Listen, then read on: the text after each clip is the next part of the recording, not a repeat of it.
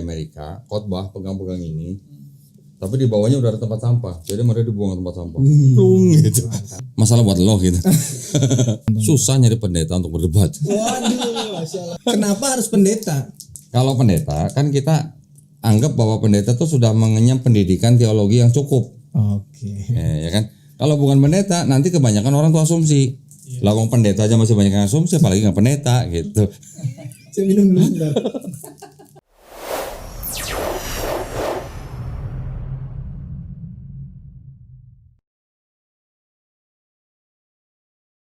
Assalamualaikum warahmatullahi wabarakatuh. Masya Allah. Gimana kabar Koko? Sehat? Alhamdulillah sehat. Gimana? Saya ngelihat ada air putih soalnya di meja. Terus? Sehat. Iya dong. Kalau saya ada berwarna kan. Apa warnanya? Kurang Coklat. sehat coklat. Coklat. Kok ini sebenarnya kalau saya bilang introduction mau perkenalan diri, kayaknya teman-teman udah pada kenal Koko. Cuman tapi Maksudnya perkenalan diri lu dong? jangan. Kalau Koko ini kan sekarang lagi viral kan. Viral banget kemarin. Biasa aja. Asik. Sampai bahkan saya lihat artis-artis hari ini coba buat deketin Koko, mau bikin konten juga. Jangan-jangan lama-lama konten malaf diambil juga nih sama artis nih. Artis siapa? Nggak banyak dan ntar juga keluar sendiri itu artis. Boleh dong Kok, perkenalin Kok diri Koko agak-agak detail juga gitu. Latar belakang. Kan kepo Kan juga udah nih pernah, udah sering. followers Baitul Maqdis. Oh betul Maqdis. Assalamualaikum warahmatullahi wabarakatuh. Waalaikumsalam. Alhamdulillahirabbil wassalatu wassalamu ala Rasulillah. Nama gua Dondi Tan. Tahu dong? Tahu dong. Tahu nggak Tan itu apa? Marga. Marga. Iya. Nah, kalau di bahasa Cina tuh marga tuh se. Se. Nah, jadi Dondi setan. Setan ya bukan seton ya. Alhamdulillah gua kelahiran Semarang dari keluarga Cina. Ya. Kakek nenek lah pokoknya nah. Oke. Dari kedua pihak orang tua itu dari daratan Cina sono Langsung. jadi Mari berarti. iya jadi nenek gue tuh dulu waktu datang sini kan masih pakai baju Cina tuh ke pasar diketawain sama ibu-ibu mama di pasar, malu dia. Habis itu dia beli itu kebaya kayak baju kebaya. Setelah dia pakai kebaya itu dia pakai kebaya sampai matinya, nggak pernah yang namanya ganti-ganti, itu udah kebaya aja. Nah bokap dari Semarang, nyokap dari Jogja. Gue lahir Semarang, terus belum setahun dibawa sama orang tua hijrah ke Nusa Kambangan. Cilacap berarti. Nah, Cilacap. Jadi dari rumah gue tuh buka pintu langsung kelihatan pohon Nusa Kambangan gitu. Ya. Ngapak berarti ya? Oh ngapak. Orang kepenak. Ngapak orang enak. Iya. Nah sekolahnya di itu dari TK, SD, SMP itu sekolahan Katolik Pius. Namanya Bius. Nama sekolahnya Pius Katolik. Nah, waktu lulus SMP baru SMA-nya pindah ke Jakarta. SMA YPK Ketapang. Terus lulus masuk ke BINUS. Di Nusantara. Di Nusantara tapi yang masih STMIK belum universitas waktu itu. Sekolah tua lah pokoknya lah. Iya. Sekolah tua sih. Jadi ketahuan gua angkatan berapa gitu. Ya udah kuliah di situ, udah keluarga, udah berkeluarga, udah punya anak. Tahun 2000, kira-kira 2007 lah. Bokap gua kan waktu itu udah cerai sama nyokap. Tiba-tiba bokap gua masuk Islam. Oh, oke. Bokap gua duluan masuk Islam. Tapi gua lihatnya karena dia masuk Islam karena pergaulan aja. Yeah. Terus, tapi sejak saat itu gua mulai mengamati lah.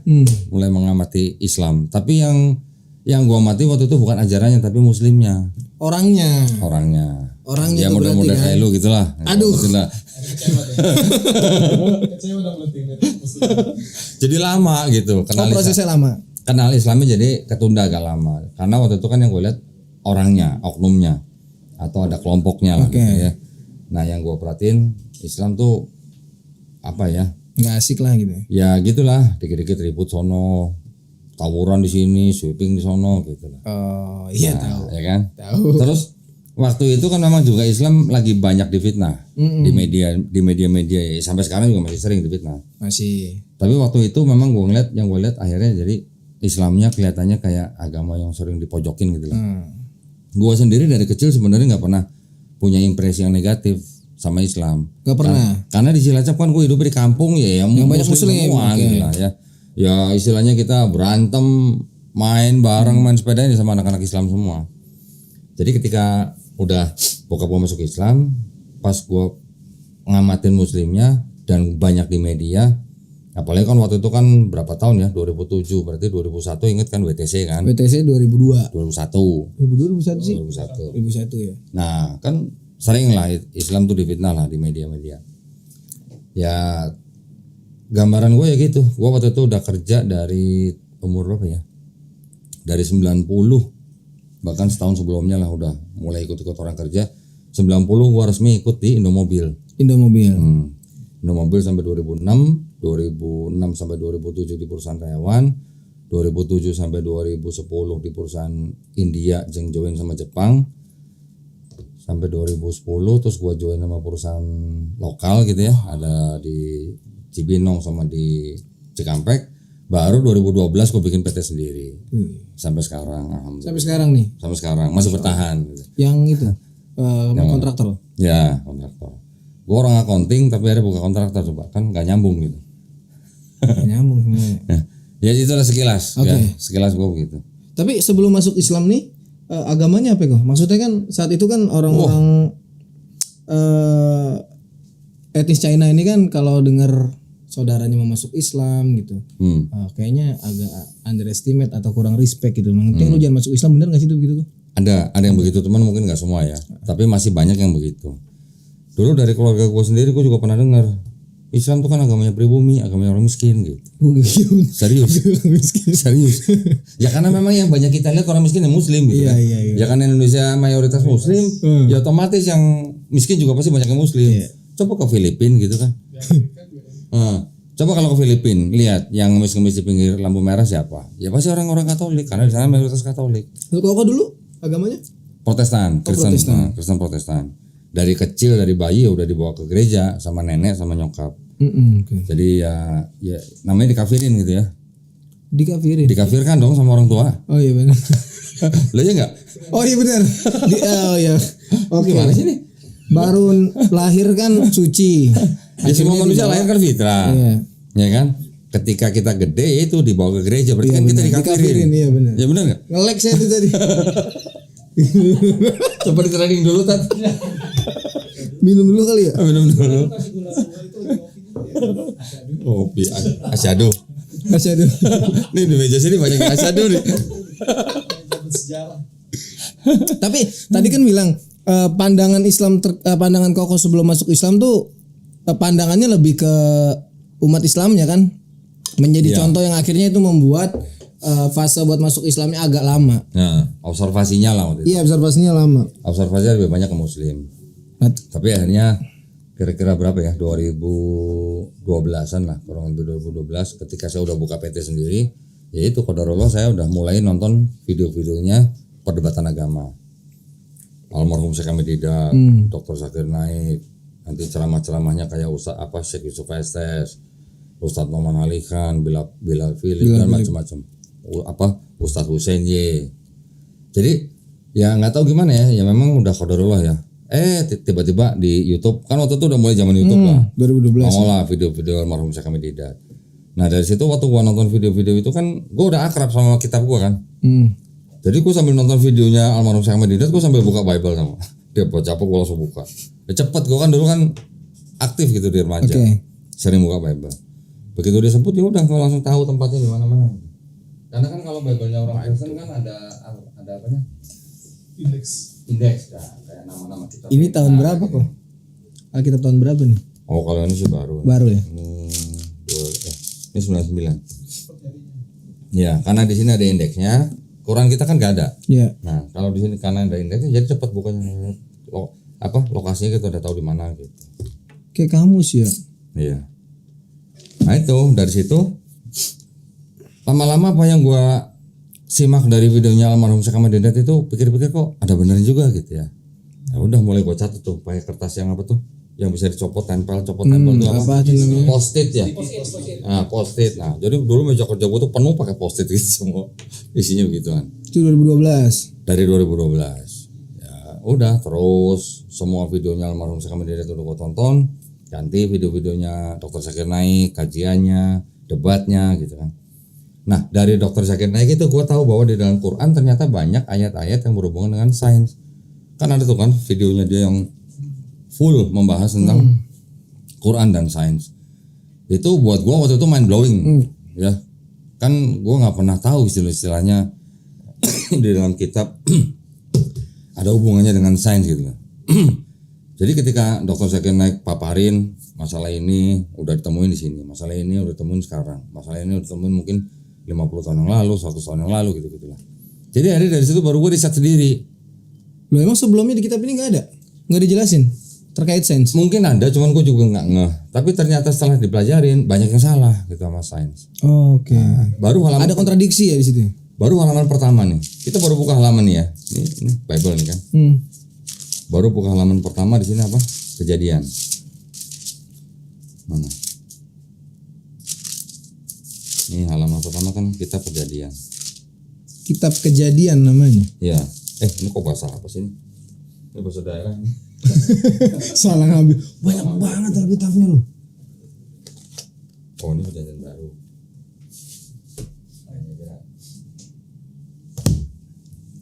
Ini kita baru buka kitab pertama, namanya kitab Kejadian. Halaman pertama, baru halaman pertama. Ya, udah kontradiksi. Kontradiksinya di mana kok? Di sini matahari diciptain hari keempat. Oke. Tapi di hari pertama, hari kedua, hari ketiga tuh udah ada terang, udah ada tumbuhan. Gimana? Bisa ada tumbuhan nggak ada matahari? Padahal belum diciptain matahari. Nah itu. Iya juga. Ya. Jadi baru begitu aja udah, baru hari pertama udah kontradiksi. Belum lagi nanti sampai ke akhir daripada kitab apa? Sampai Maliaki ini. Ini kira-kira ada kurang lebih ada berapa ya? 185 yang gue temuin. 185 kontradiksi. Ya. Nanti kalau di Perjanjian Baru ada kira-kira 85 lah gitu. Kontradiksi. Gimana? Itu setelah kita pelajarin. Tapi kalau kita baca doang, dulu gue sebagai orang Kristen baca, kan bacanya ngurut begini kan? Baca ngurut, udah baca sampai sini, udah sampai sini. Yang di belakang udah lupa. Oh iya. Ada kejadian yang mirip gitu. Tapi kalau kita bacanya ngurut, kita baca di sini, yang di belakang, yang di depan tadi kita udah lupa. Gitu. Iya. Ya, ternyata kontradiksi gitu. Nah, dari tahun-tahun berapa ya? Setelah syahadat ya, dari mulai 2018 tuh, gue coba bikinin tabel. Kisah ini, di ayat ini, ayat ini, ayat ini, ayat ini. Tulis aja semua. Oke. Baca aja berjejeran begitu. Kita nggak perlu jadi ahli tafsir, kita tahu loh kok beda ya. Nah ini kok beda ya. Gitu. Niat ya. Banyak kontradiksi. Itu kan tapi tadi 2012 kan? Kan jelang ke 2018 itu kan cukup lama kok, 6 tahun Kan tuh. gue saatnya 2014. Nah, Oh, setelah 2014. 2014 baru kita apa ya? Udah mulai pengen dakwah sebenarnya waktu itu. Cuman ya lulusan pesantren bukan, ya kan? Ya udah jadi akhirnya apa yang bisa kita sharing pakai ilmu kristologi gitu. Oke. Nah, 2018 sudah mulai dakwah, nerjemahin video-video debat yang di Inggris, Speaker's Corner, sambil nyusun tabel itu. 2020 gue baru gabung sama Yayasan Pembina Mu'alaf Tauhid. YPM Tauhid. YPM Tauhid. Nah, Yang kantornya di Surabaya. Surabaya pusatnya. Nah itu jadi kurang lebih 7 tahun lihat dari mulai bokap gue masuk Islam. Tapi yang riset yang intensnya itu 2 tahun sebelumnya lah. Ya. 2 tahun berarti 2012, 2013, 2014. Ya, Nah, sampai akhirnya 2014 ada. apa yang tadi kan di ini kok bahas terkait masalah kalau Islam nih dikaitkan sama sains nyambung gitu. Nyambung. Nggak ada kontradiksi. Nggak ada kontradiksi karena malah ayat-ayat yang di Quran malah dikonfirmasi oleh sains zaman sekarang. Contohnya kok? Banyak. Gunung misalnya. Ya. Di Quran kan ada kan gunung disebut sebagai pasak. Ya. Gunung yang kita lihat, yang bisa lihat dari tanah kan naik begini kan. Aujiba lautada ya. Ya kan, naik kan begini kan. Ternyata di bawahnya tuh ada akarnya. Akar yang ke bawah yang jauh lebih panjang daripada yang bisa kita lihat di permukaan tanah gitu. Ada buku judulnya The Earth, Bumi gitu ya. Yang nulis Profesor Frank Press. Itu kira-kira 50 tahun yang lalu dia udah nulis buku itu. Jadi dia tulis bahwa gunung itu kalau dilihat dari struktur tanahnya, ya ada yang naik begini, ada yang ke bawahnya begini. Itu dia sebut bentuk itu seperti steak atau pek. Pek atau steak itu bahasa Indonesianya pasak. Pasak. Sama dengan yang di terjemahan Quran kita baca sebagai pasak gitu kan. Ternyata gunung Everest tahu kan? Tahu. Tingginya 8.800 meter kurang lebih lah, 8,8 kilometer. Akar yang ke bawah itu bisa sampai 125 kilometer. Bayangin. Nah, itu Nabi Muhammad SAW tahu dari mana gitu kalau gunung itu seperti pasak. Gitu. Kalau memang itu ciptaan Nabi Muhammad SAW gitu ya. Kan nggak mungkin. Dulu kan belum ada alat sonar yang bisa meneliti struktur tanah, lapisan tanah. Nggak ada alat begitu. Orang baru bisa menemukan atau menyebut gunung itu sebagai pasak setelah orang tahu bahwa benua-benua kita nih, termasuk yang di lautan itu semuanya berbentuk lempengan. Oke. Gitu kan? Lempengan antar benua itu geser dikit, tsunami. Iya, gitu. Geser dikit, gempa. Tapi pasak ini buat ngejaga supaya enggak ternyata pasak gunung-gunung itu sebagai pasak sebagai stabilisator gitu. Orang bisa ngomong gunung sebagai pasak setelah tahu benua-benua itu bentuknya lempengan. Itu dari mana gitu loh. Kalau info itu bukan dari yang menciptakan langit dan bumi gitu. Itu baru satu contoh yang paling gampang, gunung. Ya kan? Nah, belum lagi yang lain banyak. Kita bisa bacalah di Quran. Yang paling simpel lagi apa? Surat Anbiya ayat 30. Langit dan bumi sebelumnya satu dan kami pisahkan keduanya. Apa itu teori apa? Big Bang. Kapan teori Big Bang orang baru tahu? Paling baru 50 tahun yang lalu. Belum lama. Gitu. Terus sampai 20-an ya? Iya. Sampai 20. Baru dapat 20 ini. Terus Contoh misalnya Asuriyat. Kami yang menciptakan alam semesta dan kami pula yang mengembangkan. Ya kan? Stephen Hawking ngomongnya apa? Alam semesta ini mengembang. Semakin lama semakin besar gitu alam semesta. Meluas gitu. Kami pula yang meluaskan gitu loh. Ya meluaskan sama mengembang sama kan artinya kan. Jadi artinya manusia zaman sekarang itu aja belum bisa nyentuh langit pertama. Ya. Betul. Belum ada manusia yang bisa nyentuh langit pertama. Nah, sedangkan bumi kalau kita lihat nih, dari kan orang-orang astronomi sekarang udah canggih-canggih kan. Dari teleskop yang gede-gede, orang udah bisa melihat bahwa semakin lama ternyata alam semesta ini semakin gede, semakin menjauh gitu. Dari mana Nabi Muhammad SAW tahu? Kalau iya betul. Nah, kayak gitu-gitu kan sebenarnya kan simpel ya. Simpelnya maksudnya apa? Ya oke lah, mungkin ilmu astronominya mungkin ribet atau ruwet buat kita ya. Tetapi simpelnya maksudnya gini. Di dalam sebuah kitab 1500 tahun yang lalu sudah ada informasi seperti itu. Zaman sekarang orang baru menemukan karena punya alat yang canggih, entah teleskop, entah mikroskop, entah sonar dan segala macam. Kalau nggak ada alat itu orang nggak bisa ngomong, ya nggak bisa nulis buku, nggak bisa bikin jurnal. Tapi seorang nabi yang katanya ummi bisa nulis begitu-gituan, apa istilahnya? Bisa berbicara, tapi buta huruf. Ayat-ayat begitu. Itu dari mana gitu kalau nggak dari yang menciptakan langit dan bumi. Make sense. Simpelnya adalah kita orang-orang awam udah tahu nih sekarang ada sains, ada Quran dibenarkan oleh sains gitu. 1500 tahun yang lalu ada Quran, sekarang sains membenarkan Quran. Berarti dari siapa nih gitu loh maksudnya. Kan gitu. Itu yang ngebuat jadi jatuh cinta kowe. Jatuh cinta terpaksa jatuh cinta. Kalau nggak terpaksa gimana lo? Kalau lo nggak sudah ada bukti ya, buktinya udah ada. Kalau lo nggak menerima, berarti kan lo nggak jujur sama diri sendiri. Iya. Karena kan sains sudah membenarkan gitu, mengkonfirmasi. Gitu. Kalau kita orang yang disebut orang yang diberi akal dan pikiran, terus kita nggak mau terima, berarti apa namanya? Namanya apa? Kalau gitu tak? Kalau orang yang nggak mau terima kebenaran Quran gitu. Sombong. Allah SWT sudah menurunkan Quran, sudah ada tulisannya jelas, terjemahan segala bangsa sudah ada. Sekarang kita udah tahu, udah ada sains, sudah ada buktinya. Kok nggak bisa beriman kepada yang ini gitu? Ya mungkin sebagian masih berpikir kemarin itu dia dapat dogma akan ditebus kok. Nah, itu mah cerita agama lain itulah. Iya gitu ya. Kan kok dulu kan sempat di sana kan. Iya. Nah pada waktu gua mempelajari kitab ini. Itu nggak ada ayat-ayat yang seperti Quran tuh nggak ada jelas begitulah. Mungkin ada beberapa. Mutasyabih berarti. Beberapa ada tapi gini ya, bahasanya tuh bahasa lebay. Lebaynya tuh gini. Contoh misalnya, Ingat ya kisah banjir bah Nabi Nuh ya. Kalau di Quran itu yang banjir seluruh bumi apa regional? Kalau menurut Regional. Bisa ngomong regional kenapa? Karena dia di surat Nuh itu kan diceritakan juga tuh kok. Bahwa yang tenggelam itu hanya orang-orang yang mendustakan Nabi Nuh. Ya.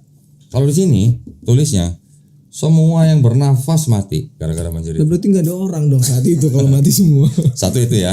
Yang kedua, banjir itu saking tingginya sampai 15 hasta di atas gunung yang paling tinggi. Apa tuh? Oh, tukang. Oh alah. Oke, lanjut kok. Oke. Yang kedua disebutkan di sini bahwa banjir itu tingginya sampai 15 hasta di atas gunung yang paling tinggi. Oke, Sekarang gunung paling tinggi apa? Everest. Berapa? 8.800 meter. 8.800 sekian. Masih lebih tinggi air itu 15 hasta. Satu hasta tuh segini nih. Ini satu hasta. 30 Hah? Ya, 3 hasta semeter lebih lah. Semeter lebih. 120 atau 130 sentian lah. Jadi kalau 15 hasta berarti kira-kira masih lebih tinggi 7 meter di atas gunung Everest. Gitu. Sekarang kita pikir aja begini. Kalau semua kutub es dicairin ya, sama air di laut kita angkat semua sampai nutupin gunung yang paling tinggi dan meliputi seluruh bumi, masuk akal nggak gitu? Masuk akal nggak? Berarti kalau air yang di gunung itu kita keluarin semua sampai bisa nutup gunung yang paling tinggi, berarti di dalam laut kopong nggak? Kopong. Nah, gitu maksudnya. Airnya di atas dataran. Oke. Kalau nanti ada yang bilang enggak kopong, misalnya di bawah ada relung-relung atau apa gunungnya atau laut yang sangat dalam sampai airnya keluar semua buat nutupin gunung. Oke. Sekarang giliran surut airnya kemana? Kalau bisa nutupin gunung semua. Ini seluruh bumi loh ya. Karena bilangnya seluruh yang bernapas mati gitu. Nah, itu mungkin bisa dianggap sebagai kesalahan sains yang ada di sini. Belum lagi nanti ada contoh misalnya. Kelelawar burung bukan? Bukan. Apa? Bukan ya? Apa? Bukan. Mamalia kan dia. Mamalia. Tapi karena dia punya sayap dia bisa terbang. Tapi itu burung bukan? Unggas bukan? Bukan. Di sini bilang kelelawar burung. Tupai juga burung dong. Tupai terbang burung dong kalau gitu. Kalau tupai terbang nggak begini kan cuma melayang begini cara. Ya. Jadi kalau di sini juga ada ayat-ayat yang mungkin bisa dikaitkan dengan sains, tapi banyak yang salah. Ya walaupun ada 1-2 yang benar lah ya, tapi banyak yang salah. Contoh lagi bulan. Kalau di sini bulan seolah-olah mengeluarkan cahaya sendiri. Padahal kan bulan kan sebenarnya kan hanya memantulkan cahaya matahari. Gitu. Masih banyak lain-lain lah yang begitu. Nah jadi akhirnya kalau kita mau bandingkan kitab ini dengan Quran, ya nggak seimbang, nggak bisa. Jadi ini memang adalah karangan manusia yang pada waktu orang itu menulis pengetahuannya sangat terbatas. Jadi ya bukan imajinasi, keterbatasan dia jadi ya. Jadi ya banyak yang salah karena dia belum tahu gitu. Sains pada waktu itu kan belum berkembang gitu. Tapi kalau Quran, misalnya contoh ada ayat begini di surat Al-An'am 125 kalau nggak salah. Ketika Allah SWT ingin membiarkan orang tersesat, orang itu nanti dadanya akan sesak dan sempit seperti mendaki langit gitu. Ya. Gimana ceritanya? Pernah nggak baca hadis Nabi Muhammad SAW naik gunung paling tinggi sampai nggak bisa nafas? Nggak pernah. Nggak ada ya? Nggak pernah. Nah, Batuan lagi tuh gunung. Ya? Itu gunung batu lagi. Uhud setinggi apa sih? Ya kan paling berapa ratus meter kali ya. Orang mempunyai kemampuan bernafas paling di ketinggian berapa lah? 15.000 kaki lah. Ya 15.000 kaki kita nafas sudah susah. Orang Nepal mungkin lah bisa lah nafas karena mereka udah genetiknya mungkin udah berevolusi, mereka tinggal di gunung di Tibet atau di Nepal itu mungkin udah agak bisa terbiasa. Tapi kalau kita coba naik gunung kalau nggak pakai bantuan oksigen, itu. Nah, jadi artinya kalau orang naik ke atas, mendaki langit kan ke atas gitu kan, mau naik gunung atau mau naik pesawat, kalau dia nggak pakai bantuan apa-apa, sesak kan napasnya. Jadi dadanya sempit gitu. Gimana? Dari mana informasinya? Dari mana tuh? Nah, ya kan? Iya betul. Sedangkan kita nggak pernah dengar bahwa Nabi naik gunung misalnya, terus sesak dadanya sempit. Nggak pernah ada. Nah, mungkin kalau kecuali Isra Mi'raj kan itu lain cerita. Itu kan ada keterlibatan malaikat Jibril alaihissalam gitu lah ya. Itu case-nya beda tuh. Nah, orang zaman mulai dari tahun berapa ya? 1648. Baru ada seorang ilmuwan namanya Pascal. Baru dia yang tahu bahwa semakin tinggi ke atas oksigen makin tipis. Itu orang namanya Pascal. Nah, kemudian dari teori dia baru dikembangin sama ilmuwan-ilmuwan di Eropa lainnya. Mereka memeriksa tentang oksigen lah. Orang baru tahunya dapat ke-17. Ini dapat ke-7 di Quran udah disebutin. Gimana ceritanya? Seorang nabi yang dikata umi, nggak bisa baca tulis, bisa mengucapkan ayat-ayat seperti itu. Terkonfirmasinya baru sekarang. Mungkin kalau Pascal kan abad 17 kan udah berapa tahun lah ya dari sekarang ya, 500-600 tahun lah ya. Ya baru itu orang tahu gitu. Jarak dari abad ke-7 sampai abad 17 1000 tahun. Ya kan abad 7 sama abad ke-17. Berarti 1000 tahun kan? 1000 tahun orang baru tahu. Kalau orang makin ke atas makin gak bisa napas. 1000 tahun loh. Tapi Quran udah bilang di 1400 tahun yang lalu. Di abad ke-7 tadi. Itu. Nah gimana? Gimana gua gak nyerah gitu kalau kita mau pakai akal gitu maksudnya. Give up tuh saat itu kok. Loh iya kan harus begitu. Karena kan di Quran juga sering dikatakan apa? Apa lu nggak mikir? Apa lu nggak pakai otak? Apalah takaru misalnya. Kan itu kan adalah pertanyaan-pertanyaan yang buat kita harus mikir. Nih loh, Allah Subhanahu Wa Taala sudah menciptakan ini, sudah menciptakan ini. Kita manusia yang dikasih akal nggak mikir gitu. Kan banyak ayat-ayat seperti itu kan. Nanti tinggal Allah Subhanahu Wa Taala menutup dengan Allah Subhanahu Wa Taala Maha Penyayang, Maha Pengasih, Maha Besar, Maha Kuasa segala macam. Tapi kemahabesarannya diciptakan dengan fenomena alam yang kita bisa lihat. Gitu. Jadi kan gimana ya? Kita dikasih akal, kita dikasih pikiran, terus kita nggak mikir. Kalau kita nggak mikir, berarti kan kita menafikan pesan yang sudah diturunkan Allah Subhanahu Wa Taala kepada Nabi Muhammad SAW. Iya, sifat sombong tadi ya. Nah, itu. Jadi ya udah mau nggak mau akhirnya 2014 masuk Islam, menerima Islam, kembali ke fitrah. Gitu. Kembali ke fitrah. Bukan pindah agama. Kembali ke fitrah berarti. Jangan bilang convert, revert. Nah, gitu. Kalau convert sifatnya ke samping. Okay. Kalau revert balik gitu. Nah, revert itu kembali gitu. Makanya nanti gue mau bikin acara Fitrah Fest. Apa Fitrah Fest? Ngajak orang yang belum kembali ke fitrahnya untuk kembali ke fitrah gitu. Oke, keren. Ikut ya? Ikut insyaallah. Nah kok itu tadi kan di 2018 nih mulai aktif kok ya di YPMA Tauhid. Nah yang saya lihat 2020 masuk Islam 2 tahun. Enggak, 2014 masuk Islam 2018 mulai dakwah tapi belum masuk YPMA Tauhid. Belum. 2018 waktu itu dakwanya nerjemahin video-video debat orang-orang debat di Inggris. Yang di Speaker's Corner gitu. Nah, 2020 baru join sama YPMA gitu. Nah, kalau dari yang saya lihat nih kok ya. Ini saya mau tanya sebenarnya agak sensitif kok. Apa-apa ya? Dari tadi juga sensitif. Ini Koko nih ada misi tersendiri terkait masalah. Koko nih kayaknya doyan banget debat kok. Ini hobi atau memang timelinenya dari YPMA Tauhid? Dan ngedebatnya nggak mau sama yang non pendeta. Sekarang mau tanya, di Quran boleh nggak debat? Boleh tuh. Boleh ya. Terus kalau di Quran boleh debat, gua nggak boleh debat gitu? Iya itu makanya mau saya tanya. Itu Koko. Kenapa harus pendeta? Nah kan gini, kalau pendeta kan kita anggap bahwa pendeta tuh sudah mengenyam pendidikan teologi yang cukup. Oke. Ya kan. Kalau bukan pendeta, nanti kebanyakan orang tuh asumsi. Lah wong pendeta aja masih banyak yang asumsi, apalagi nggak pendeta gitu. Saya minum dulu sebentar. Loh, maksudnya asumsi teologi. Ya. Pendeta aja masih banyak yang asumsi, apalagi bukan pendeta. Akhirnya memilih untuk lebih baik gue debat sama ini aja pendeta gitu. Tapi tujuan kita berdebat sama pendeta tuh bukan kita mau mempermalukan si pendetanya, bukan. Kita hanya berjual beli argumen supaya orang yang nonton bisa menggunakan akal dan pikirannya gitu aja. Minum dulu Bang. Nah, ini kan tadi kita belum bahas tuh terkait masalah awal-awal mulai masuk Islam. Tunggu sebentar. Oke. Tunggu sebentar. Ini yang mau tunjukin nih. Apa tuh? Jadi kita berdebat. Contoh nih ya.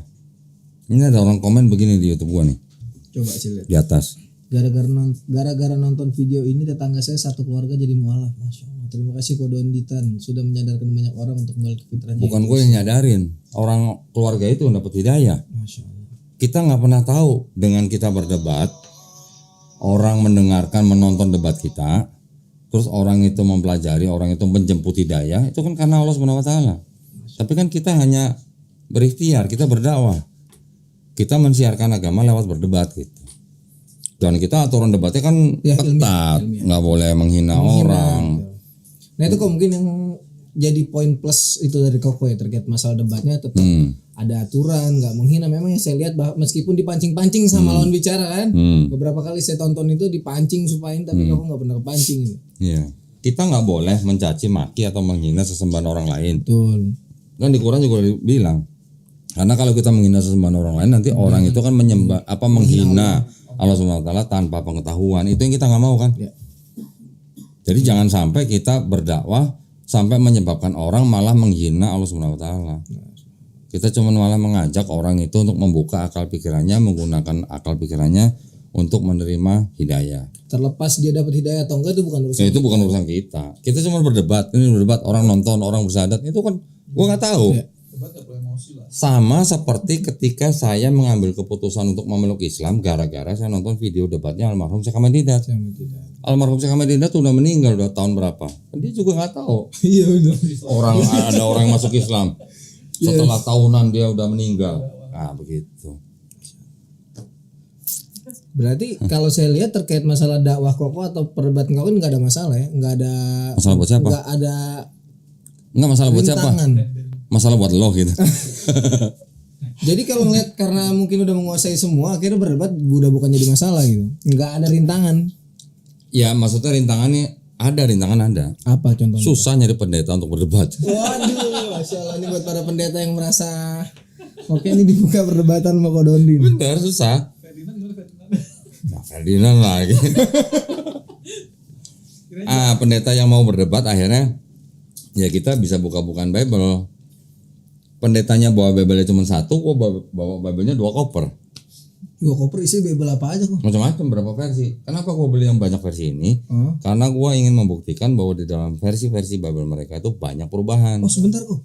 Maksudnya Bible tuh banyak versi? Banyak. Enggak, kalau kita kan punya Quran satu aja gitu, satu doang gitu. Quran juga banyak versi. Oke. Emang iya Pak? Cetakannya maksudnya. Bedanya gini, kalau Quran di luar negeri misalnya atau di Indonesia lah, baca Malik Yaumiddin ini gimana? Malik Yaumiddin. Kalau di Maroko baca gimana? Sama. Beda. Gimana? Enggak. Maliknya enggak panjang. Malik Yaumiddin. Kalau kita Malik Yaumiddin, ya kan? Kalau diterjemahin di situ kok ya. Kalau diterjemahin memang artinya sedikit berbeda. Malik itu raja, Malik penguasa. Ya kan? Tapi itu hanya cara bacanya doang. Itu hanya variasi bacaan. Apa Ustaz namanya? Lahja. Lahja, ya. Atau kalau kita sebut secara umum itu namanya qiraah sabah gitu. Perbedaan variasi bacaan. Tapi kalau ditanya jumlah suratnya sama nggak? Sama. Kita 114 surah, di sana juga 114 surah. Di seluruh dunia juga semua sama 114 surah. Tapi kalau ini itu kan perbedaan masalah bacaan dong kan ya, pengucapan kayak waduhe ada kan gitu juga ya. Koper di sono koper ya. Sini gua ambil dulu deh. Nah, tadi kan gua bilang.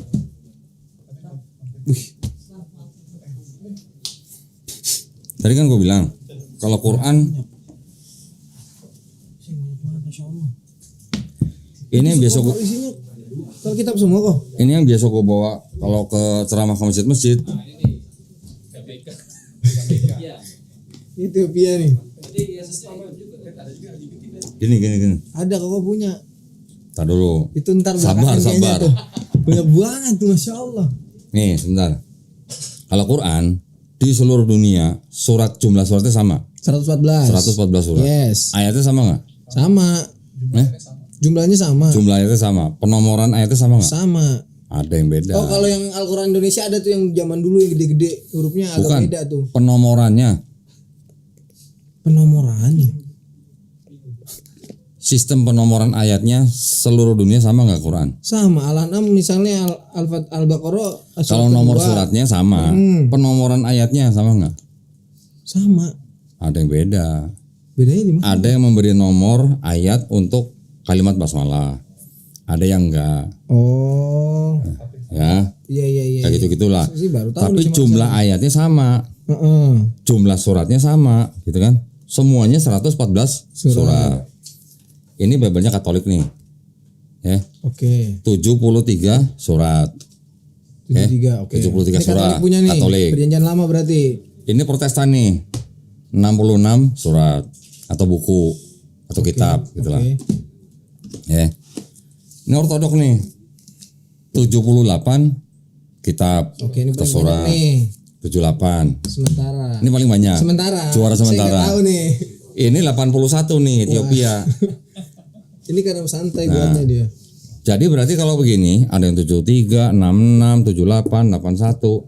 Berarti kalau 88 gitu 88 kan? 81. 81. Salah kok tadi pertama 88. 88 ya? 81 nih sorry. 81, 78, 66, 73. 73. Berarti kalau begini 73, 66, 78, 81. nah, berarti kalau gini, berarti kan yang katanya firman menjadi kitab kan belum kelar berarti urusannya. Belum. Yang ini 73, 66, 78, 81 kan belum kelar. Yang Kristen Protestan menolak 7 dari Katolik. Oke. Itu yang disebut dengan kitab-kitab Deuterokanonika. Yang Katolik menolak berapa dari sini? 5 berarti. Di Ortodok 5. Ya. Yang di Ortodok menolak 3 dari Ethiopia. 78 ke 4 kok. 81 ya? 3. 3, ya kan menolak 3 dari Ethiopia gitu. Jadi kan belum kelar urusannya. Urusan yang katanya firman jadi kitab tuh belum selesai berarti. Belum ya belum orang final ya berarti ya? belum final. Kalau ntar ada yang ngeluarin lagi, Nanti ada lagi. lah. Ini ada kitab Mormon nih. Wah. Ini yang Ada kitab Mormon. katanya Kristen Tauhid ya? Ya, ini bukan tahu. Ini ditambahin sama ini nih. Sama Mormon. Ini Mormon ditambahin. Oke. Oh, ini sama ini. Digabungin. Ini berapa? Gua nggak- ini berapa? Tunggu sebentar. Ini dia sistemnya bukan pakai. Oh, ini ada. Gue malah belum pernah ngitung nih kalau yang Mormon berapa. Oke. Ya, tapi udah jelas banyak lah. Tambahin satu lagi kalau yang Mormon. Tapi belum kelar masih kan? Ya belum kelar.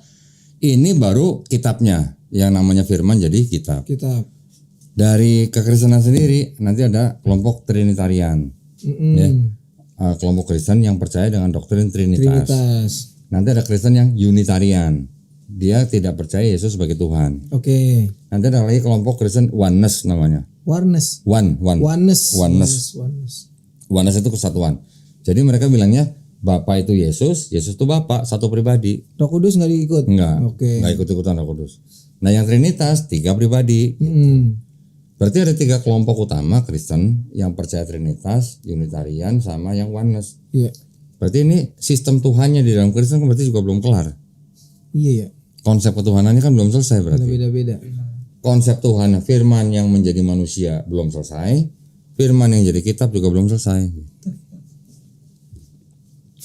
Ada kitab yang udah selesai belum? Yang udah, ya menurut mereka satu-satu ini udah selesai menurut yang masing-masing. Tapi kalau kita orang luar ngeliat kan, kok beda-beda, berarti kan belum selesai gitu. Diselesainnya sama Quran kali kok ya, terakhir kok ya. Sebenarnya ini nggak ada hubungan sama Quran. Ah, yang bener kok. Hubungannya apa? Kan ini kitab suci katanya. Kitab suci siapa? Orang non Muslim, Iya, agama apa? Kristen. Kristen.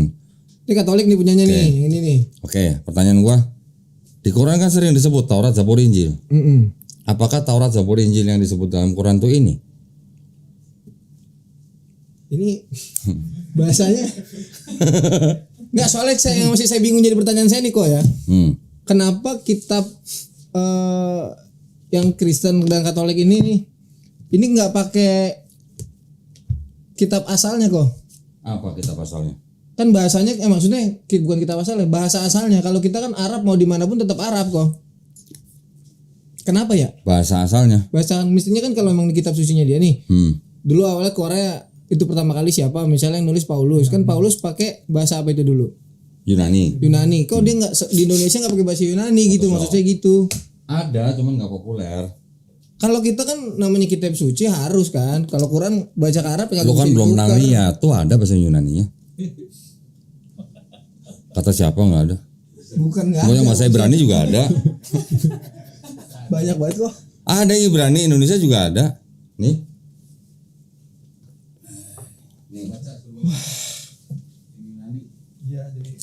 Enggak, Tuh ada jadi Ibrani. saya belajar nih. Tuh ada Ibrani, ada Indonesia. Kata siapa nggak ada? Ada ya. Tuh Yunani, Indonesia ada. Ini Suryani. Lah, lu main-main. Ayo lu ditantang tuh. Oh, terinspirasi dari sini ternyata. Ada Suryani. Suryani. Bahkan yang Arab juga ada nih. Itu Bible bahasa Arab. Bible bahasa Arab. Tapi Bible LGBT nggak punya kan? Emang ada Bible LGBT? Ada nggak sih? Hah? Enggak, emang lu taunya ada apa enggak? Setahu saya ada, kok punya nggak? Tahu dari mana lu? Ada. Tahu dari teman saya waktu itu saya pernah dikasih unjuk. Dia tunjukin dari mana? Punya siapa itu? Punya siapa ya namanya ya? Siapa? Ayo. Main motor juga dia. Hobinya naik motor gede, moge. Ini Ducati. Siapa dong itu? Siapa ya? Ini. Nah ini maksud saya.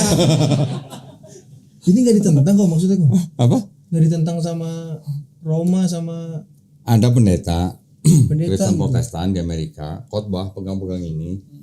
Tapi di bawahnya udah ada tempat sampah. Jadi mereka dibuang ke tempat sampah. Plung gitu. Ada yang begitu. Nah, jadi kalau Quran di semua negara, semua yang ada variasi bacaan itu total suratnya sama, 114 surat. Kalau Bible beda-beda. Ini 66, 73, 78, 81.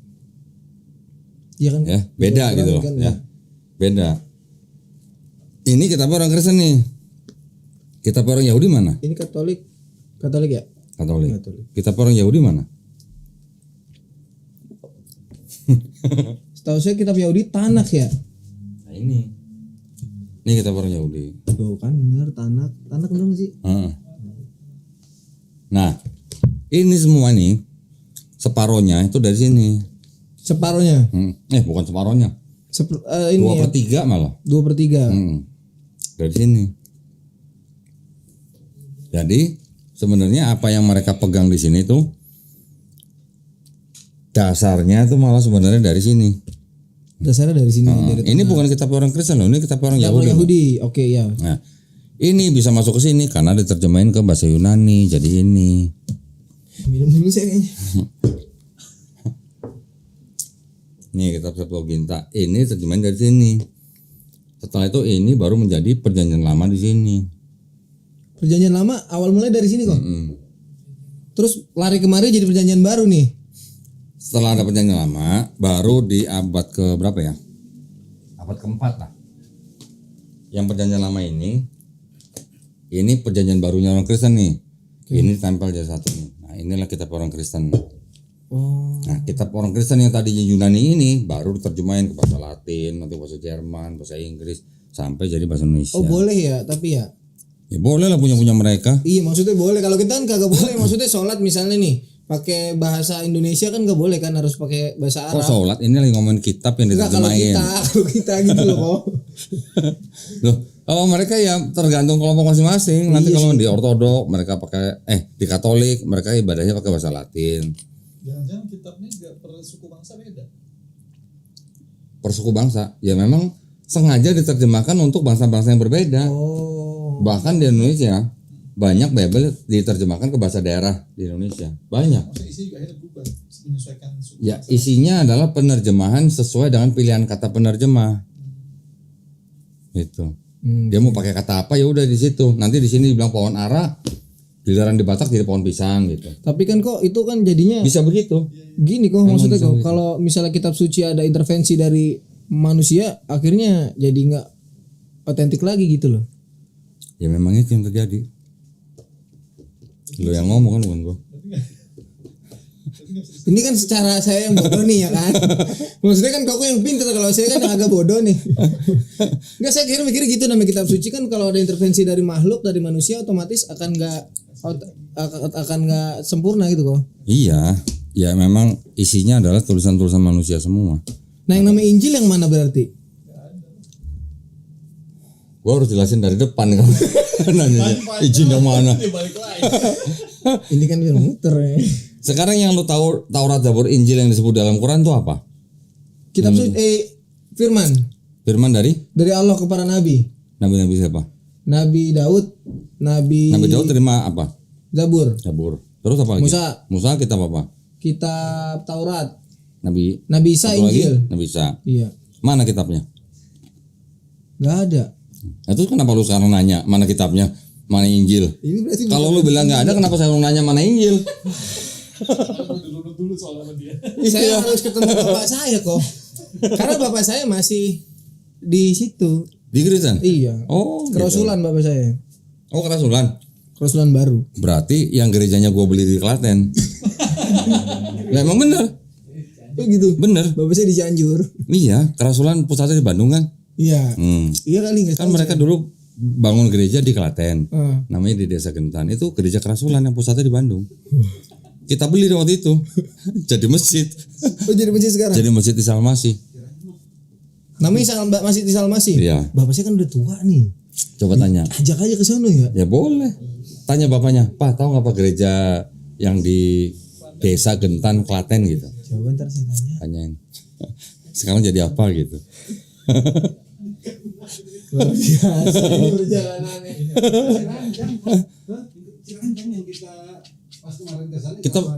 Kita lewat ya? Nah kita lewat kemarin. Itu belakang gereja di rumah bokap. Oh, mau kita main sono? Kita main sono, ngobrol. Ketemu ngobrol sama bapak saya. Iya boleh. Harus teriak-teriak tapi kupingnya udah agak bolong. Oh, yang ngomong nggak usah teriak-teriak, pakai tawa aja. Oke itu kan kita. Terus? Tadi kan kita udah bahas kitab orang, terus kita bahas Quran juga. Padahal saya mau bahas pribadi Koko tadi pertama. Ya, terus? Masuk Islam pertama kali itu kesan terindahnya apa kok? Kesan terindahnya? Kayak lagu aja kesan terindah. Kenangan terindah itu Samson kok. Oh, Samson. Terindah ya? Kisah ibadah pertama itu kan pasti deep banget tuh. Lu nanya ibadah yang paling indah. Mm-mm. Nah, ketika gua sholat di bekas gereja. Itu sholat Itu gua yang paling dibeli indah. itu. Iya yang dibeli itu di Klaten itu. Apa perasaan? Ya sekarang bisa bayangin nggak kita sholat di bekas gereja? Pertama kali setelah gereja itu kita beli, kita bersihin semua, kita cari kiblat, kita pasang sajadah, kita sholat situ rame-rame. Rasanya kira-kira bisa bayangin nggak? Bekas gereja nih. Gitu. Kalau sholat di masjid-masjid biasa lah ya. Memang dibuat masjid. Iya untuk masjid. Ini sholat di bekas gereja. Gimana lu bisa bayangin nggak? Apa yang dirasa saat itu? Rasanya gimana itu? Nggak terbayangin lah. Jadi kita sudah merasa kita hanya orang-orang yang hanya bisa berserah diri kepada Allah Subhanahu Wa Taala. Kita sholat di sebuah tempat yang dulunya tempat menyembah selain Allah. Gitu. Rasanya gimana? Nikmat banget itu. Ya kan? Itu paling indah. Dulu kan begitu kita tanda tangan PPJB, kita datang ke lokasi gereja, yang pertama kali gua cari apa? Arah kiblat. Bukan, tanda salib. Saya udah tahu ceritanya sebenarnya. Begitu kita masuk gereja kan yang kita cari kan salibnya.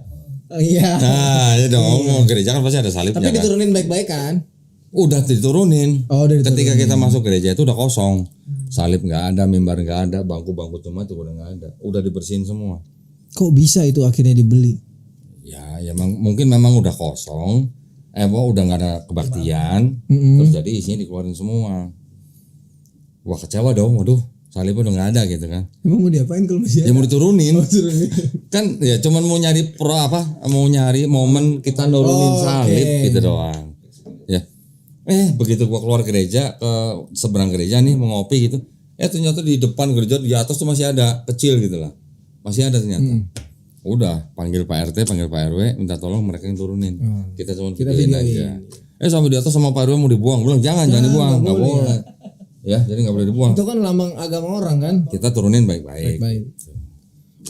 Mantap. Bahasa orang kan di framingnya kok Dondi ini radikal Iya, juga. kita harus sama-sama menghormati simbol-simbol keagamaan orang lain. Kita nggak boleh hina gitu lah. Kita menghina pribadi aja nggak boleh, apalagi menghina simbol-simbol, apalagi sembahan mereka gitu. Nah, teman-teman saudara-saudara Koko ini kan masih banyak ya yang ini non muslim. Masih? Ada masalah nggak dengan Koko jadi ini debaters? Enggak. Nggak ada masalah sama sekali. Enggak ada. Santai-santai aja. Santai ya. Nggak berani. Ya paling ada yang nanya kakak perempuan gua, lu kenapa masuk Islam? Gua bilang gua mau ikut Yesus gitu. Kok gitu? Dia nggak tanya. Ya dia nanya, lo kok gitu kan selama ini kita ikut Yesus? Enggak, selama ini kita ikut Paulus. Gitu. Selama ini ikut Paulus. Iya. Giliran gua kasih ayat ya juga dia nggak bisa jawab. Akhirnya dia cuma bilang ya udahlah masing-masing gitu. Ini kalau ada teman saya yang nonton dia kan masih Kristen juga ya. Kenapa ketika dia bilang dia ingin mengikut Yesus, Koko bilang tadi mengikut Paulus, kok bisa? Coba kok ceritain. Suruh dia baca Bible deh. Suruh dia baca Bible. Yesus di Bible itu doanya sujud. Ah masa sih kok? Kok masa? Ini masa pura-pura apa masa beneran nggak tahu nih? Coba. Kan kita yang duduk di sini tempat apa nih, meja pengakuan dosa, bilik pengakuan dosa.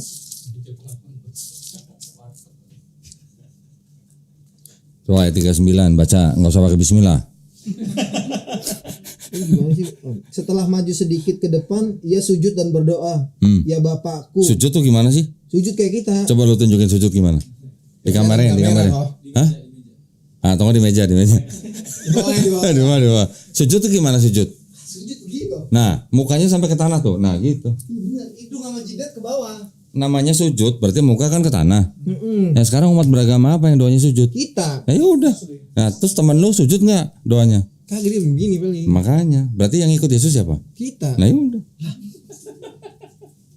Sekarang di Bible itu di 4 gospel nggak pernah diceritain Yesus makan babi. Ya.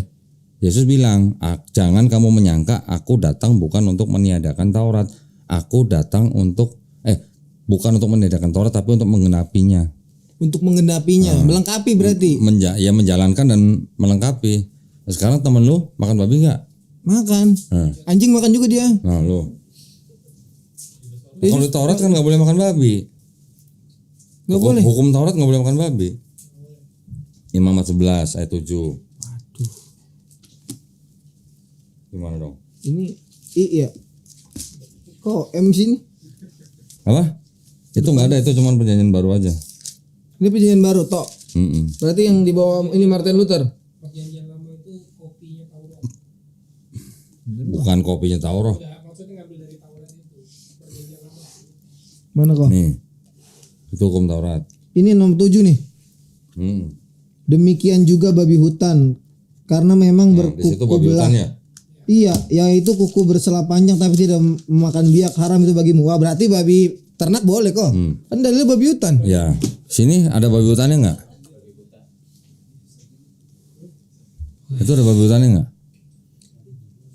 Babi juga najis bagimu karena babi memang berkuku belah, kuku bersela panjang tapi tidak memakan biak. Nggak ada babi hutan ini. Kemana hutannya? Tapi sama ini ayatnya. Kalau di sini babi hutan yang haram, di sini babi najis.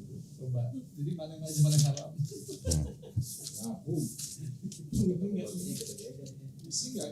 Nih, yang ini, coba ada nggak babi hutannya? Ada nggak hutannya? Juga babi Ada nggak hutannya? karena walaupun berkuku belah tidak memamah biak. Babi apa? Babi hutan? Babi doang. Nah, Ayatnya sama nggak tuh, Pak? sama. Sama Imamat 11 Ayat 7. ayat 7. Oh, bahasanya sama bahasa Suriani gitu. Lah ini lanjutannya ada kok. Apa coba? Kamu dilarang memakan dagingnya ataupun menyentuh bangkainya karena binatang-binatang itu haram bagimu. Enggak, pertanyaannya itu babi hutan atau bukan? Bukan babi doang. Yang tadi kan babi hutan. Itu babi aja kan? Berarti semua babi nggak boleh dimakan kalau begitu. Harusnya. Nah gitu. Mudah-mudahan dia nonton nih kok. Nah, Saya kasih Ya, linknya lu ntar. share Ya. dong linknya. Iya, ntar saya kasih linknya biar dibaca. Kalau dia mau ketemu Koko siap ya? boleh. Asyadu, siap. Boleh. Insyaallah. Ya. Nah, tanya lagi. Kan tadi Yesus doanya sujud. Yesus nggak makan babi karena di situ kan haram. Yesus sunat. Sunat. Temen lu sunat gak? Belum kayaknya dia masih kuncung. Nah Kalau tanya. kata kita ada tapir Nah kayak lu tapir. tanya dia ikut Yesus apa ikut Paulus gitu. Paulus nggak sunat dia. Paulus sunat. Paulus sunat. Tetapi Paulus bilang karena Yesus sudah mati di atas kayu salib, hukum Taurat itu udah dibatalin. Jadi nggak perlu sunat. Itu ajarannya Paulus. Nah, Berarti bebas melakukan dosa kalau udah ditebus. nah tanya temen lu, sunat nggak gitu. Kalau Ada dia yang nggak belum sunat, sunat ya? berarti dia ngikut Yesus nggak atau ikut Paulus gitu. Dia belum sunat setahu saya. Kok lu tahu? Lu pernah lihat? Saya pernah nanya. Pernah aja. Kalau yang satu teman saya pas mau nikah baru sunat dia. Udah tua. Nah, ya. Terus Yesus puasa. Temen lu puasa nggak? Kata dia puasa Berapa hari? 40. Yakin? Katanya. Oh katanya. Oke. Katanya doang. Terus kalau orang Kristen mati masuk peti atau dikafanin? Mati, peti. Nah, Yesus di situ matinya dikafanin. Oh. Mana kok? Mau lihat. Iyalah, kan dari kitab mereka kita anuin ya, bukan dari kitab kita. Enggak, maksudnya kalau di sini disuruh pakai dikafanin, kenapa pakai jas sekarang? Ya lu yang tanya dia dong, tanya gua. Lah kan kok pernah di sono. Lu tanya dia dong.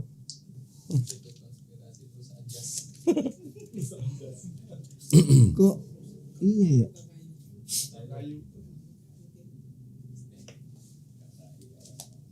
Ini sambil belajar nih saya nih biar saya bisa bercerita sama bapak saya. Wes.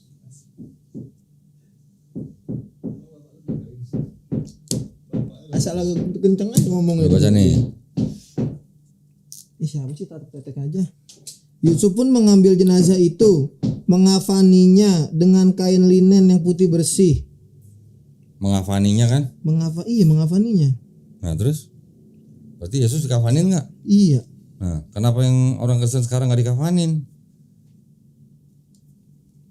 Nah, lu tanya temen lu gitu. Kau nggak tahu emang dulu jawabannya? Lu enggak, gua tahu karena gua tahu Yesus dikafanin, makanya gua pindah ke Islam, masuk Islam. Itu maksudnya. Sekarang orang Kristen yang ngaku ngikut Yesus, yang diikutin apanya? Yang mereka ikuti adalah ajaran Paulus, bukan ajaran Yesus gitu. Wah. Paling-paling mereka nanti bilang, yang kita ikuti dari Yesus adalah ajaran kasihilah musuhmu. Kalau ditampar pipi kanan, kasih pipi kiri gitu. Tapi emang bener itu. Ajarannya memang begitu. Ajarannya benar ya. Cuman praktek di lapangan. Tapi kan ya itu kan 4 gospel itu yang disebut Matius, Markus, Lukas, Yohanes, yang disebut apa namanya? Dianggap sebagai perkataan Yesus hanya 18% menurut buku ini. Itu apaan kok? The 5 Gospel. Nah, ada ya waktu itu Ada kita. tuh belikan. Nah, itu di situ disebut bahwa perkataan Yesus yang disebut perkataan Yesus di 4 Gospel cuman 18%. Selebihnya Paulus berarti? Bukan, 4 Gospel nggak ada urusan sama Paulus. Enggak ada. Kalau yang Paulus itu yang 13 surat-surat Paulus. Hadis nggak ada hadisnya dulu. Kalau mau dibandingkan dengan hadis, apa Bible ini hitungannya seperti hadis, tapi hadis yang di bawah Hasan, bahkan di bawah Doif gitu. Lah, maudhu. Karena nggak ketahuan siapa periwayatnya. Sekarang lu kalau terima hadis nggak ada periwayatnya gimana? Lu anggap hadis apa? Kita nggak Nggak ada rujuk. periwayat apa namanya hadis apa? Maudhu.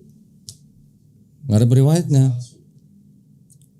Nggak ada ayat aku bernama Matius menulis gospel ini untuk siapa gitu, nggak ada. Aku bernama Markus, nggak ada. Aku bernama Lukas, nggak ada. Aku bernama Yohanes, nggak ada. Yang ada surat-surat Paulus gitu. Aduh. Nggak janjian dulu sama dia. Iya, tapi ini manusia bener.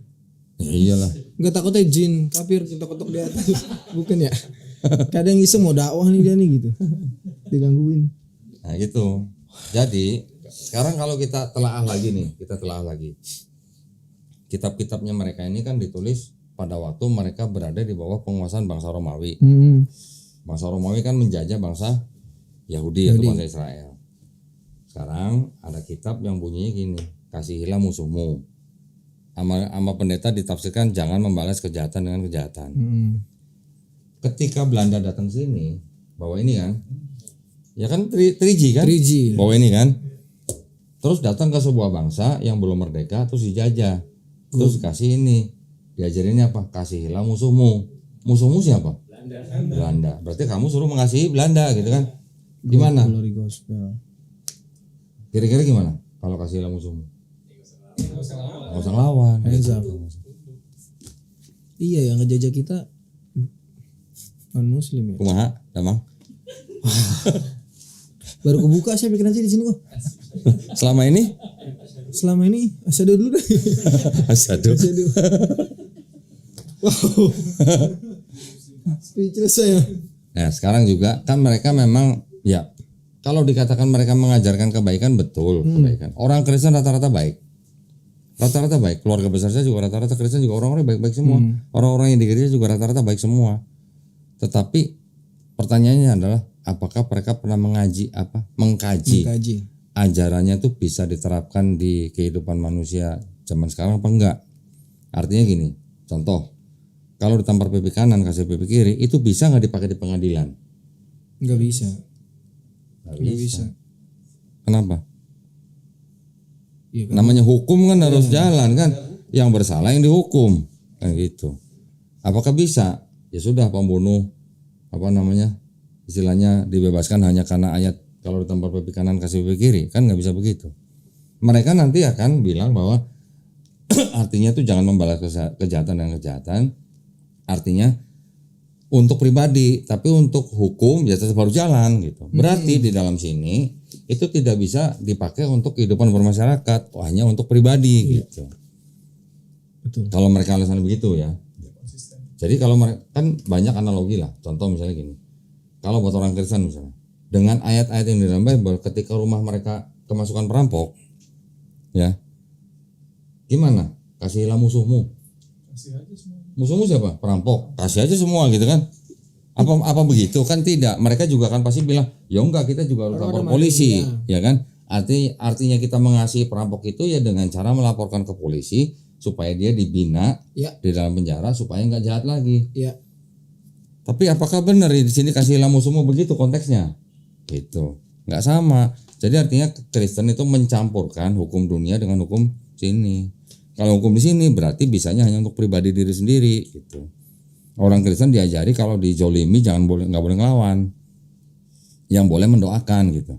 Nah sekarang kalau satu bangsa Kristen semua didatengin sama orang bangsa lain terus dijajah, apa mereka mau kasih bangsa itu kasih semua isi dari negeri itu ke orang penjajah? Kan enggak.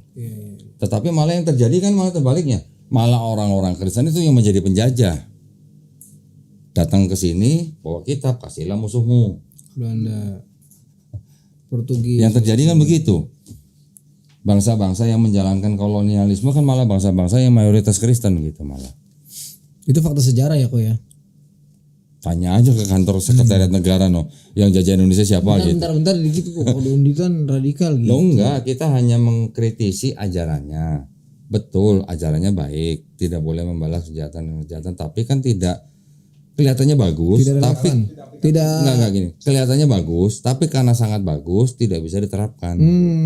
Karena sangat bagus jadi tidak bisa diterapkan untuk bermasyarakat ya. Bahasa Jawanya tuh too good to be true gitulah. Bahasa Jawanya gitu. Ya gitu. Tinggal diganti aja intonasinya mau Sunda mau Jawa gitu. Gitulah maksudnya ya.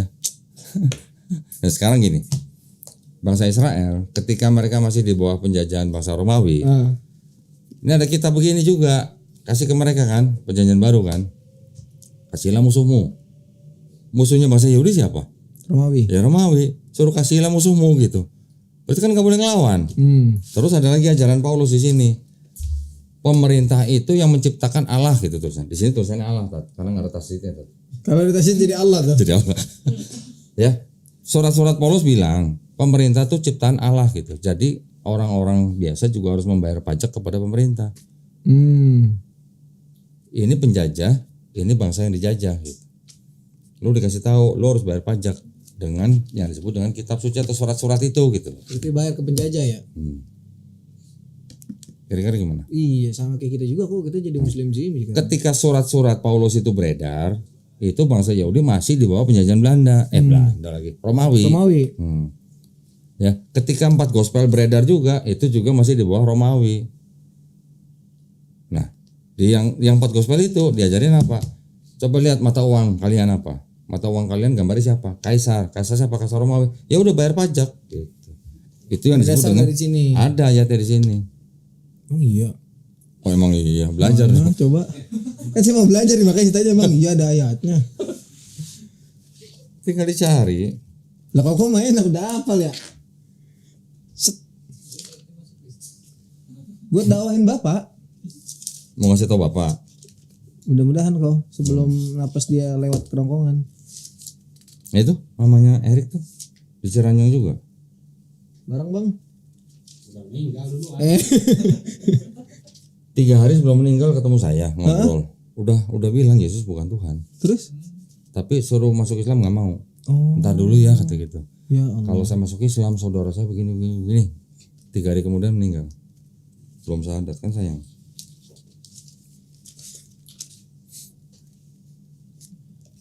Oh ya. Nih abis ini diomongin kan. Si Pet duduk sama Kodonditan gitu. Apa? Di parkiran.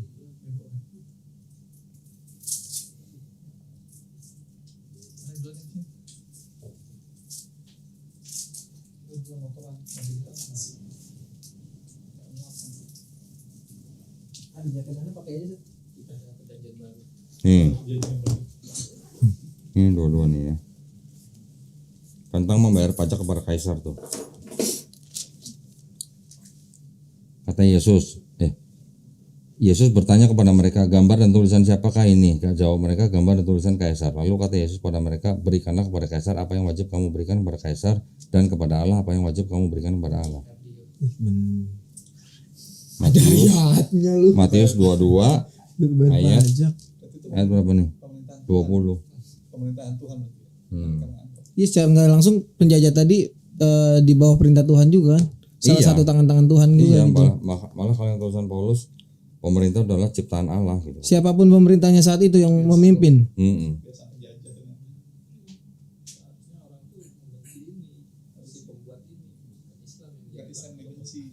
Iya ya. Kenapa kita ya? Ada pembuat makarnya. Oh iya, siap ya. Oh, itu aja. Siap. Jis, anu aneh Jis. Oh ikut, Parkirnya. siap ya mas. Karcis parkir Jis.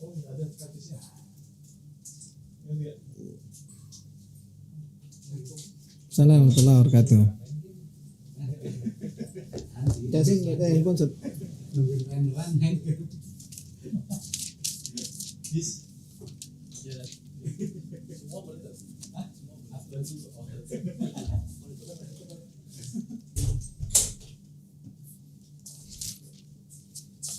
Masih nih Roma. Besok mulanya kalau diskusi sama temen gue jadi pinter gue Jis.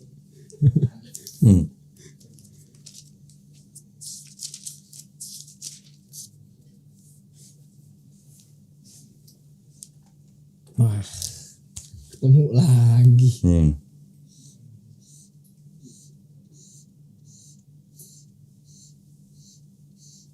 Ini kata-kata Paulus nih ya, Oke.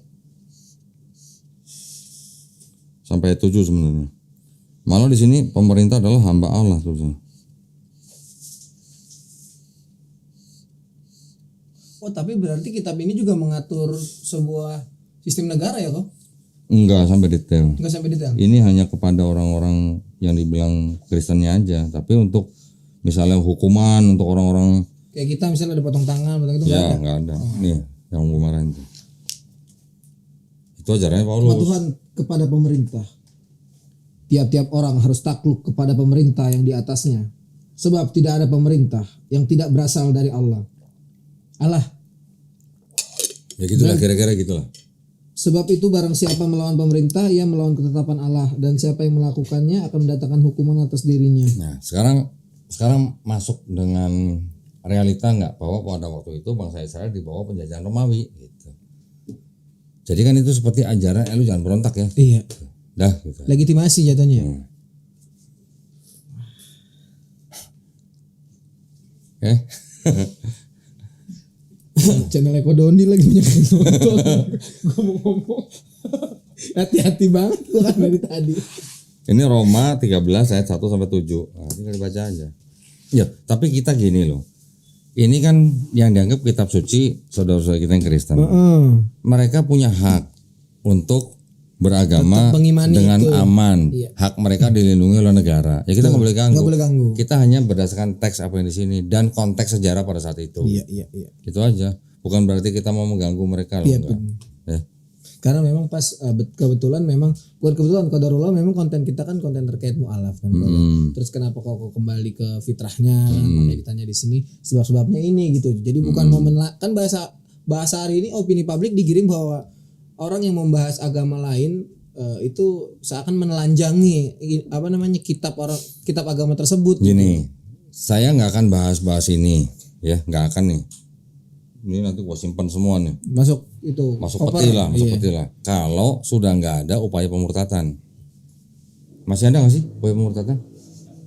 Hah? Masih. Oh banyak, masih ada. Kalau masih ada, ya udah mau nggak mau ya gua kasih tahu begini. Kan tujuan saya buka begini kan supaya orang-orang Muslim tahu dan tidak mudah dimurtadkan gitu maksudnya. Tanda sayang Dondi sebagai seorang muslim kepada muslim lainnya. Iya. Kita usaha kita, tujuan kita adalah untuk membentengi akidah umat Islam Ya. supaya tidak mudah dimurtadkan. Yap. Kalau ada orang Kristen yang nonton terus dia dapat hidayah itu bonus gitu. Bonus. Ya. Tapi bukan tujuan utama kita gitu. Memang di kita kan nggak boleh kan lah ikrah fiddin. Iya. Tidak boleh ada paksaan dalam memeluk Islam. Iya. Paham kan? Kalau ada yang orang Kristen nonton terus dia mempunyai istilah nalar yang baik, akal sehat, menerima gitu, terus kemudian dia meninggalkan masuk Islam, ya itu alhamdulillah. Itu bukan kita, itu karena Allah gitu. Ya betul. Karena diizinkan. Gitu. Kan kalau ada teman-teman non muslim yang nonton juga terus mau diskusi sama Koko di sini terkait mas boleh kok ya? Boleh. Wah, Masya Allah. Boleh. Datang sini boleh, silakan foto-foto. Bukan udah banyak yang datang ke sini gue? Ada banyak. Hampir tiap hari. Hampir tiap hari. Hampir tiap hari. Pantesan bilang kemarin ke saya hari Rabu siang kosong. Besok ada yang datang lagi dari Kristen. Diskusi atau mau asadu? Diskusi dulu. Kemarin datang 2 orang, masih muda-muda. 2 orang ini diskusinya bareng, ya. Mereka saling mendengar apa yang diskusiin, orang bareng di sini. 3 jam diskusi. Yang satu masuk Islam, satu belum. Ya nggak apa-apa. Bebas. Iya betul. Kita Hidayah mau itu balik lagi ngojok-ngojokin ke nggak Allah. masa-masa nggak. Nggak boleh. Kita cuma ngasih tahu, silakan. Mau pikirin dulu silakan. Ingat umur nggak tahu kapan gitu. Tapi kan gak maksa, cuma ngasih tahu doang. Ini kemarin datang 2 orang, saya ada cuma 1 yang nggak masalah. Gitu. Masya Allah. Oke.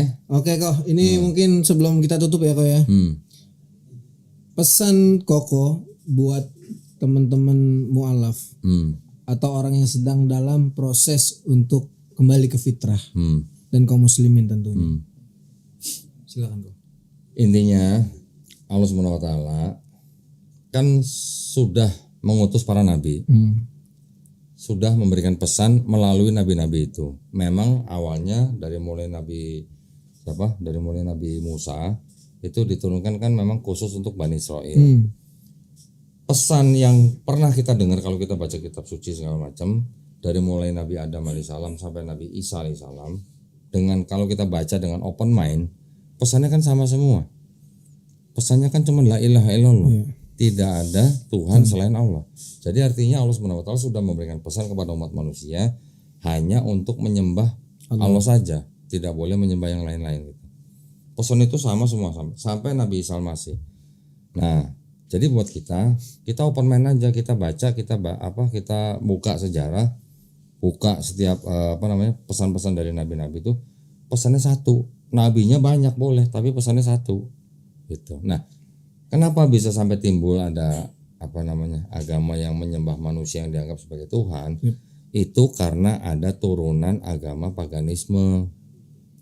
Agama paganisme itu adalah agama yang memang turun melalui pemikiran-pemikiran manusia yang sudah terbiasa menyembah dewa-dewa. Ya, dewa-dewa itu dianggap bisa punya anak dari manusia. Ya, anak dari manusia ini yang bapaknya dewa itu setengah manusia setengah dewa. Ya, itu jadi diadopsi oleh atau diteruskan oleh agama yang menyembah atau percaya Tuhan bisa jadi manusia gitu loh. Gue nggak usah sebutin agama apa lah. Ya. Pokoknya masih ada zaman sekarang orang yang percaya Tuhan atau dewa itu bisa jadi manusia. Kata Tuhan dalam bahasa Inggris siapa? God. Tulisannya God kan? Yaudah. Kalau kata dewa dalam bahasa Inggris apa? Lord. Dewa bahasa Inggrisnya apa? Sama kan? Sama, God juga kan? Iya, Cuman kalau dewa G-nya kecil, kalau Tuhan G-nya gede. G-nya gede. Bener. Kalau Kan sama-sama kalau God kan? Tuhan ya. sama-sama God kan? Iya. Jadi Tuhan atau dewa itu yang dianggap bisa jadi manusia itu yang dianut oleh penganut pagan. Kita bisa baca semua lah, mau dari dewa mana aja ya. Iya.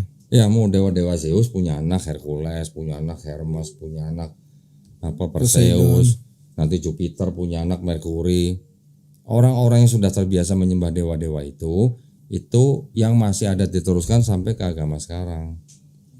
Wow. Nah, mari kita kembali ke fitrah.